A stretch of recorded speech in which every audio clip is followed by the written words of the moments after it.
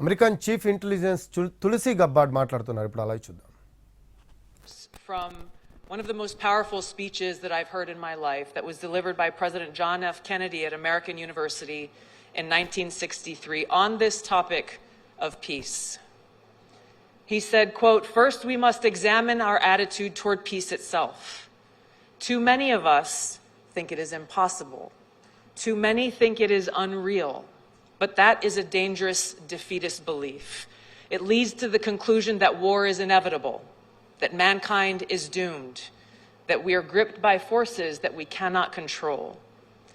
We need not accept that view. Our problems are man-made, therefore they can be solved by man." President Kennedy goes on to say, "Man's reason and spirit have often solved the seemingly unsolvable, and we believe they can do it again." He says, "I am not referring to the absolute infinite concept of peace and goodwill of which some fantasies and fanatics dream.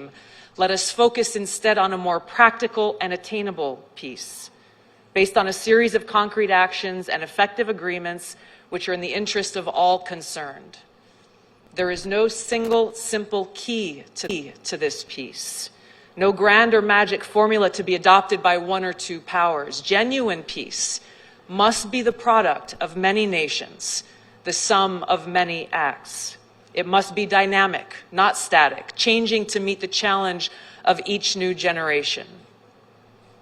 With such a peace, there will still be quarrels and conflicting interests, as there are within families and nations. World peace, like community peace, does not require that each man love his neighbor. It requires only that they live together in mutual tolerance, submitting their disputes to a just and peaceful settlement." He closed by saying, "So let us persevere. Peace need not be impracticable, and war need not be inevitable. By defining our goal more clearly, by making it seem more manageable and less remote, we can help all people to see it, to draw hope from it, and to move irresistibly toward it."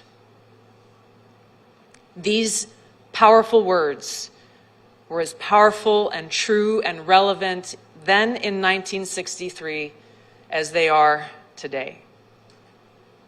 In the United States, President Trump remains unwavering in his commitment to achieving peace through a strategy rooted in realism and pragmatism. Securing peace through strength, which he speaks of very often, requires strong leadership with a clear-eyed and realistic understanding of the global challenges that exist as well as the opportunities.